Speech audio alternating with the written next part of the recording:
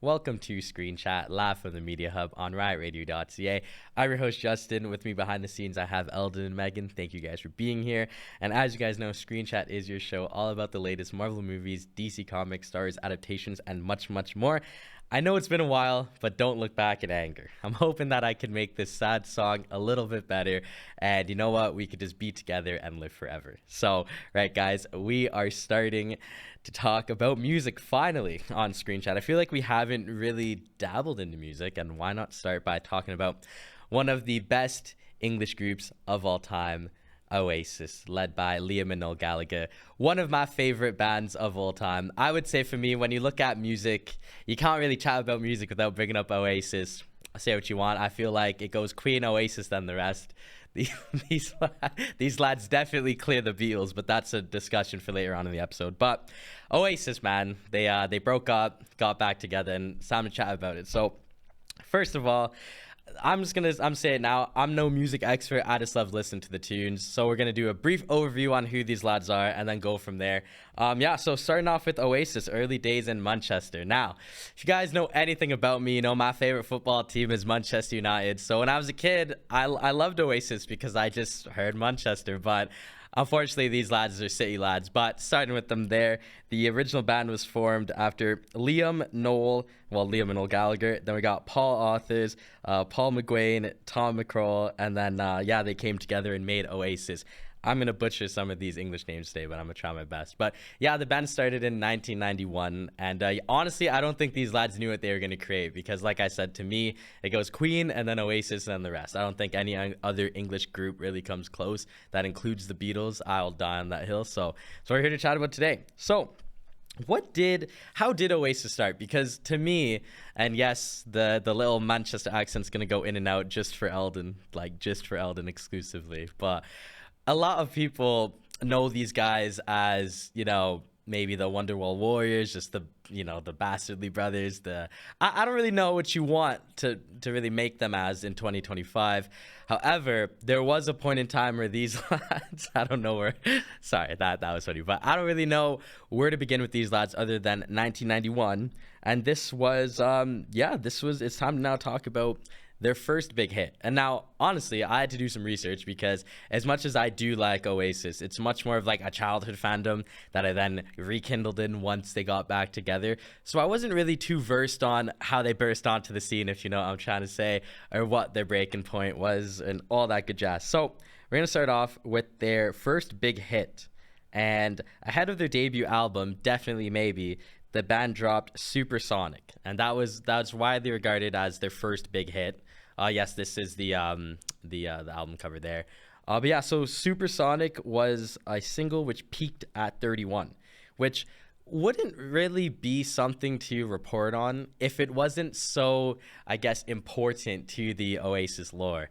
Like I said, Supersonic was their first big hit that they made, and they would later have their first number one, which would come 1 year later with Some Might Say in 1995. Now, for me, when I see this album, this is like Oasis to a T. It's one of the, I guess, greatest albums of all time, if you ask me. But as much as we like to give opinions today and give opinions and free-for-all it, I do have some facts to you about Definitely Maybe. So if we look at Definitely Maybe, it became the fastest-selling debut album in British history at the time, entering the charts at number one. Some of my favorite songs off Definitely Maybe include Live Forever, Supersonic, Slide Away, and Fade Away, just name a few. Yeah, this album is pretty packed. Unfortunately, I don't have any Oasis vinyl because they're just too much money, to be honest. And I just, as much as I love them, I got the shirt and I got the Funko Pops. So this was like less than a vinyl. This was a gift, and these were $5 a pop at the cinemas. So that's what we got today. But yeah, Definitely Maybe. It's definitely an album that I do go back and listen to from time to time. And yeah, I feel like most Oasis fans still listen to this one to this day. Now, it's time to move on now to What's the Story, Morning Glory. Now, this is where things get good. This is one of the most iconic album covers of all time. I would say Abbey Road Who, because this is just so much better in the streets of England, the streets of the UK. And again, they're Manchester lads, so, it can't be that bad. Now, this is where Oasis became a worldwide name. This album would sell over 22 million copies worldwide, and this put Oasis on the global map. this album is so important, obviously, but for some fans, myself included, it has a little bit of, because this is where we saw the iconic song Wonderwall. And Wonderwall is the biggest, first of all, goes without saying, this is their most successful song of all time. Like I said, I like to do a lot of opinions and just loosely reviews, but, because it is music and it is Oasis, we do got to pull up some facts here. And yeah, Wonderwall is their most successful song of all time. That's, no secret. It currently has over 2.5 billion streams on Spotify. And 17 and 11 years ago, Oasis released the music video to Wonderwall on YouTube twice. I don't know why, but those two videos in question have combined over 1 billion views. So, yeah. Wonderwall. A lot of people think that Oasis is just Wonderwall on face value. It's one of their most iconic songs. It is their most popular song.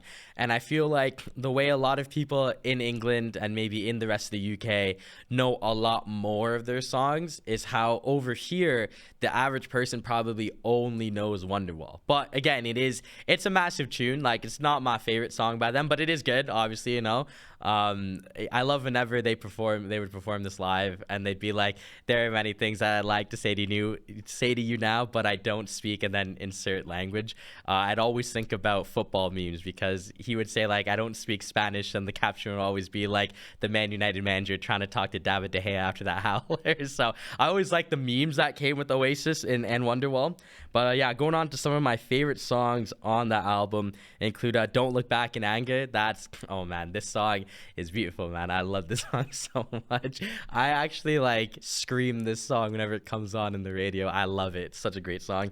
Some might say it was also on this. And then, of course, probably a song that I can't really describe it other than biblical, which is Champagne Supernova. This song, oh my day.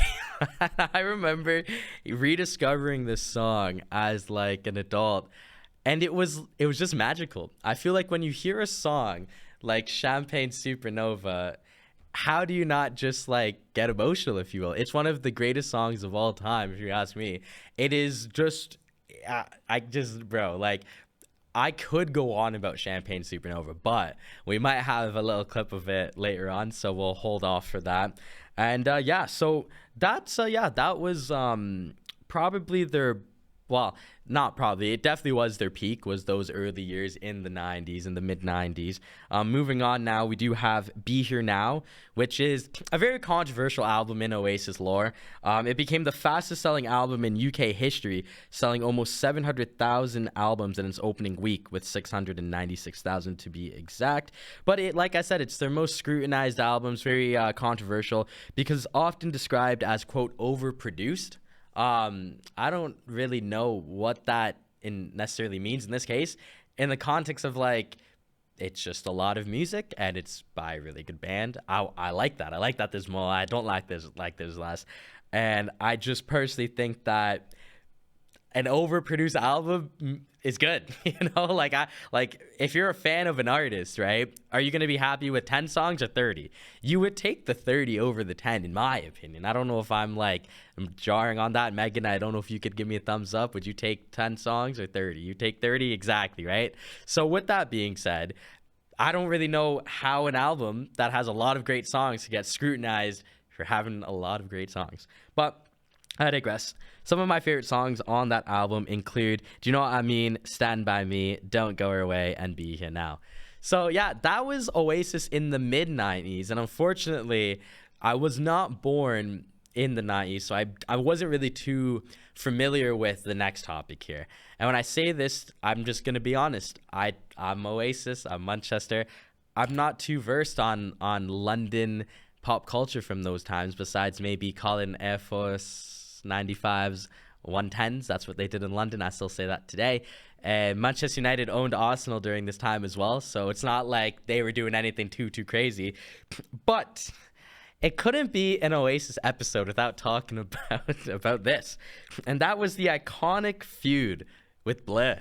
Blur versus Oasis, the Britpop heavyweight championships. We're gonna leave this image up for the whole segment, whole talking point here. This is really interesting. So I, for the first time, really looked into this week. And I say this because I don't really care for Blur. I don't think they're that good in what I've listened to. I think Blur's biggest accomplishment is being compared to Oasis. I'm just being honest. That's what I think. But like I said, as much as we have fun on the show, we got to give some facts today. And yeah, so amidst all of Oasis's success and whatnot, they were going head to head with the London group Blur. And this was known as the Britpop Wars.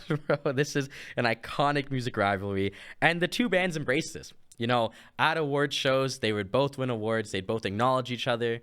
And, I can't say that watching the videos it hit because it's 30 years old now, but I'm sure when this was popular, this was the talk of everybody's household. And, what was really cool about this is that they would go head to head publicly, privately, and like I said, at award shows. And according to Blur, Damon Albarrans of Blur, I can't say his name like that, but Liam apparently, after Oasis reached #1 with Supersonic, said to him, "Effing #1, lad." And from there, Damon said he had to lock in on it. So there was a really good rivalry here. It was a true North versus South. You had the working class men of Manchester versus the posh boys of London going head to head. Some albums were being pushed back, some were being pushed forward, which eventually led to these lads going head to head. And so notoriously, Oasis would dub Blur as the art school wankers, and Oasis were just the true working mans versus the posh lads, like I said. But this would be a very, very, very interesting time in music because Oasis would put up their song "Roll With It," and Blur would put up their single "Country House," and these lads would go head to head to see who could outsell who. This was a big thing. The winner got like a performance as well. And this is where we unfortunately have to put facts over feelings because unfortunately Oasis would lose the battle to Blur as Country House would just barely outsell Be There Now. And Roll With It. And yeah, this was a travesty because Country House, it sucks. That song is terrible. The funny thing is though, is I'm not even hating. Blur also would say that the song is like a parody of itself. It's not like a traditional Blur song. I listened to it not even thinking it was Blur, and I don't even like the band, but I will admit it's definitely not Blur, and it somehow won. And they were taking the mick out of Oasis when they performed this live. One of the band members wore an Oasis shirt. And it's unfortunate, but in my humble opinion, Oasis might have lost the battle, but they definitely won the war. In my opinion as well, humbly, I think they're way more influential, they're way more popular, they're way more known on a global scale. And I just don't think there's an argument that Blur are even close to Oasis. I would say if you put this in like movie terms, I feel like Oasis is like Jurassic Park 1, and then Blur is like Jurassic World, whatever just came out that Eldon didn't like. So that's the scale here, Sure, Mahershala Ali is good, but it just is not compared to the original. And yeah, Eldon, I hope you enjoyed that one. That was for you. But yeah, honestly, lad, it's okay. Just like in football, sometimes you don't win on the weekend, but at the end of the day, you could still lift the premiership at the end of the day. So yeah, that was the rivalry, man. Unfortunately, again, they didn't win the battle, but I think they won the war. But again, I couldn't really talk about Oasis from the 90s without bringing these guys up. So moving on now to the 2000s. Now, I have very little to say about Oasis at the start of the 2000s. The band took a break from making music towards the end of the 90s as well, because the Britpop movement was kind of dying there. So just while we leave this up, they dropped 4 albums, including Heathen Chemistry, which included a fan favorite song, Little by Little, which is one of my favorite songs. We love singing it here. Micah Richards of Manchester City, he also loves this song as well. So yeah, Little by Little is all I really have to say about the 2000s with Oasis, in a good way, because they have a lot of negatives that we're going to touch upon. But yeah, it was an unfortunate time for Oasis because a lot of things would start to change. Sound would change, band members would change, and that's what we kind of get to now, which was their eventual, demise. And unfortunately, things would take a turn for the worse during this time because there was just a lot of tension and bad blood with Oasis. And now there's 2 talking points. The first one, that Megan's going to pull up here is the iTunes Festival. Now, this is 2009, and they say you can't hear a picture, but you could just hear Noel singing his heart out, take me there, and Liam is just in the corner, just like face in the palm of his hand, just it's actually regarded as like the saddest day in Oasis history. And honestly, every single time I see this clip, I just get sad, honestly, as well, because you just knew, as they say in England, you just knew that was going to happen. You just knew that this was the end of the band. And this was one of the greatest bands that the country's ever produced. A lot of like modern day music fans in England at the time probably turned to Oasis. And unfortunately, in 2009, I was 7 years old, maybe 6. They would go out with a bang. And by bang, I mean the sound that the guitar makes when it smashes. Well, Liam had enough, and he smashed Noel's guitar. And this was the guitar that Noel wrote like every song with. And this is when it was over. It was done. It was just, they were cooked. Oasis was no more, and they officially broke up. Despite the slide away, and despite the performance slide away, I should say, and despite the guitar being smashed, this was now it. It's really sad looking back on. Noel said, quote, "I take with me glorious memories. Good boy." And it was just done. Now, before we get into, I guess, the better stuff of the episode, both lads would do stuff without Oasis. Noel Gallagher would start his own band, I think, Noel Gallagher and the Flying Birds, maybe. And then Liam would take the rest of the members, make their own music. It just went on for maybe 4 studio albums. I'm not too versed in that. And when I say that, it's something to say maybe I should be. But for me, as a kid, I used to listen to them from time to time. I really liked them. Then when I got older, I realized what they had done, and I was like, I'm not listening to these guys no more. I just couldn't. I couldn't listen to a split Oasis. I couldn't listen to Oasis without Liam, or I couldn't listen to an Oasis without Noel. It didn't matter what it was. They were done. And these guys, like, I couldn't pull up most of it because, again, it was explicit, but, like, these guys would cuss each other up, talk bad about each other in the press, not go to Christmas dinners.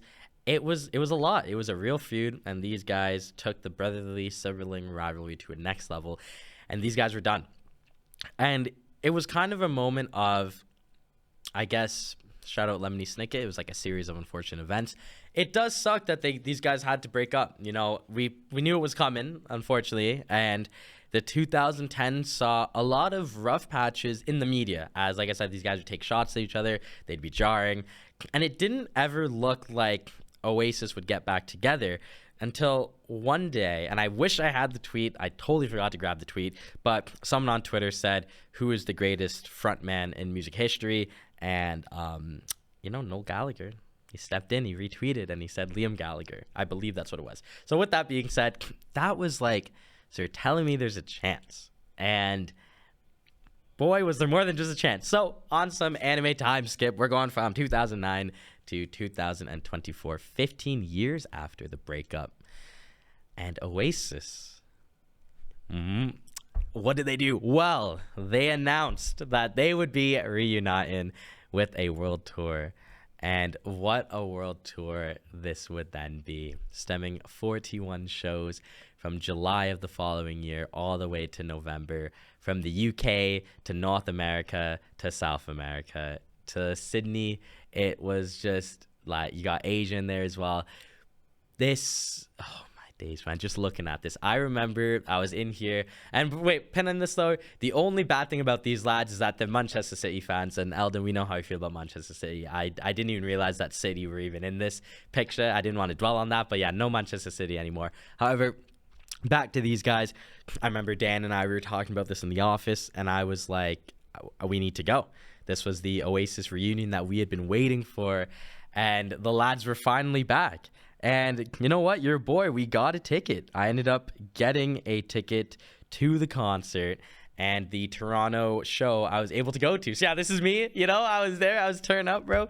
I actually pulled up on my ones in my glasses, had my drinks before, was talking to all the locals. It was so funny because I say locals if I'm not one of them. Bro, I'm on the train, yeah, and I'm chatting to a Canadian girl and her English husband, and I'm just saying how much I love Oasis. And this lad goes, "All right, yeah, did you fly in?" And I was like, "Lad, I'm from Ajax." Oh, I didn't say that. I'm not from there. I'm not from there, bro. I'm not dropping the low. But anyways, all seriousness, I had to be there. You know, I was geeking. I had to be there. This was a generational concert, and here we go. You know, I was there. I was on the floor. I had a really good spot. I was at the back, or I was at the front of the second floor row, which was really good. And just seeing these guys, seeing this photo, man, it just, oh man. It just gives me goosebumps. I get speechless. The stage was phenomenal because the screen behind was just glowing, had different animations. We're going to see it in a bit.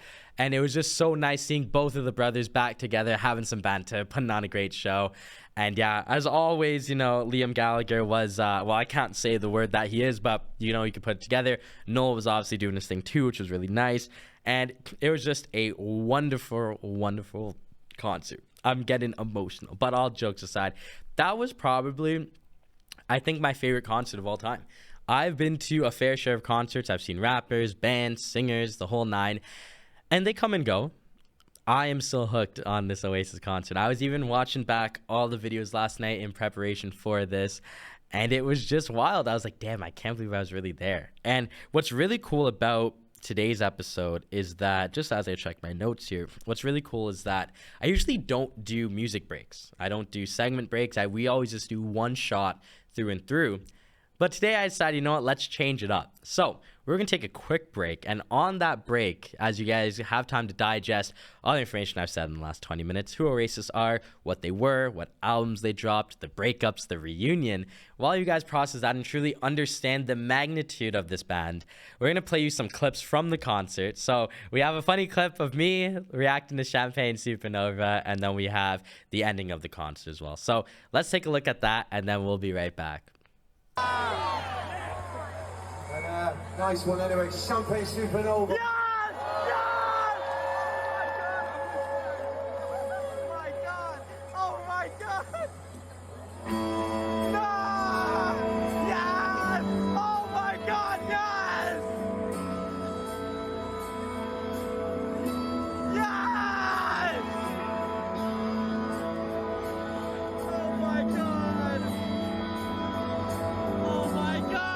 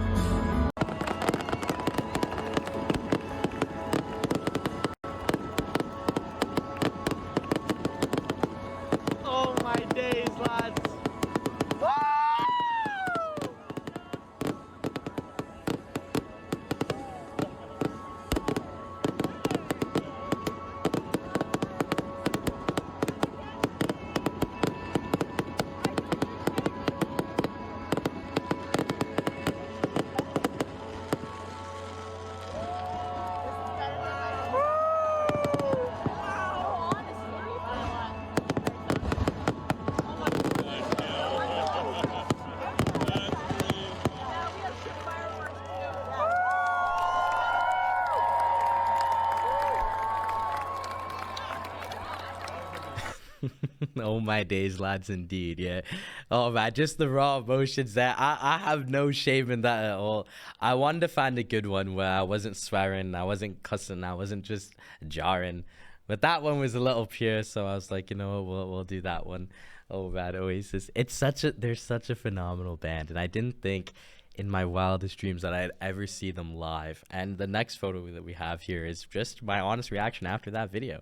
You know, I was like, what did we just see? I was like, that was so sick. I had the best time ever at that one. I was just like, you heard the video, you saw the screaming. These men weren't even saying nothing, and I was cheering.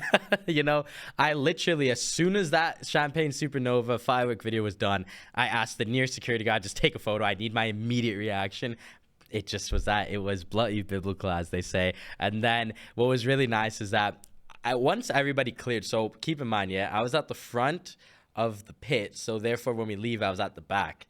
So everybody cleared out, and then it was like a clear space. So as I'm walking back, I'm just running into different fans, and I'm just like, oh my days, like everybody was on the same wavelength. It was awesome. And then the next one, you know, this photo kind of just happened on the fly. What's really cool is that you go out, you meet people that, you know, saw a bunch of lads from Italy just rocking Oasis. They had this banner. I had my glasses on, so I didn't even see that it was Italy coded. I just asked them for a photo. They said they would take it. And yeah, it was lovely. I had the best time. And, you know, I get a little emotional thinking about it because I just didn't think I would ever see these guys. I hope I don't actually cry, but I just didn't think I'd ever, in my wildest dreams, lifetimes, realities, ever see Oasis live, let alone get a chance to go at 22 after waiting 11 months, because it was they dropped the tickets September in 2024 and I saw them in August 2025. You know, just being here on a Friday with Eldon, it was just me and Eldon. And like, I remember I was in the queue for like 3 hours before I get in. There was like less than 5,000 people in front of me. I don't pocket watch, but the ticket was only $250. I was like, you know what? Like, that's like the best $250 I've ever spent in my life. And it's memories that, you know, not to be cliche, but it's just memories that last a lifetime. You know, when I think back to any concert that I've ever been to, this one still really stands out. And it just means a lot to me because it's a band that I used to listen to in passing, stopped listening to them because these guys hated each other, was forced to kind of re-listen to them because of Dan, because they would be on her playlist, and I'd be like, yeah, you know what, I remember all these songs too, you know, whatever, they were good. But then to finally see them get back together, do a whole tour, just be back, it's just bloody biblical, and it's just so good to me. So yeah, I had a lot of fun, you know, going down memory lane, talking about Oasis, giving you guys a little bit of a history on them, telling you guys how much I like them, put it on my funny Manchester accent that only comes out when Manchester United play football, or if I have a little bit too much to drink. I tried my best to bring it out for Eldon today. But all jokes aside, thank you guys so much. Behind the scenes, thank you, Megan and Eldon, for teching today. Before we do close it out, I do have a few shout outs that I have to give, because I put on my Instagram, if I could pull it up here, I asked people, what is your favorite Oasis songs? I got some replies. So from Quinn, we have Slide Away and Whatever. And then from Bobby, shout out Bobby. You know, I haven't seen you in so long, but you're my guy, bro. He says, hate to be that guy, but Wonderwall. But nah, man, that's W. That's W. That's love. And then Megan, you said Don't Look Back in Anger. So thank you so much for that as well. I can't really narrow down my favorite Oasis song, but if I'd have to only ever live with one, it'd probably be Champagne Supernova. That song is just like, I don't know how human beings were able to create a masterpiece like Champagne Supernova. So hats off to the boys. And yeah, that's going to do it for us today. It was, man, you know, it's November 21st. This is going to be going up on the 24th, which means that by the time you guys watch this, the Oasis tour will be officially wrapped up. You know, will these lads from Manchester ever come back? Will they ever agree that Manchester's red and that City will never be united? Probably not. But we could agree that in their city, they were united together again. And at the end of the day, that's just all that matters. So remember, guys, don't look back in anger for all the time that you missed. Just be happy that little by little, they came back and gave us everything we ever dreamed of. Thank you guys so much for watching. This has been Screen Chat. Oasis, Bloody Biblical. My name has been Justin, live from the Media Hub on riotradio.ca.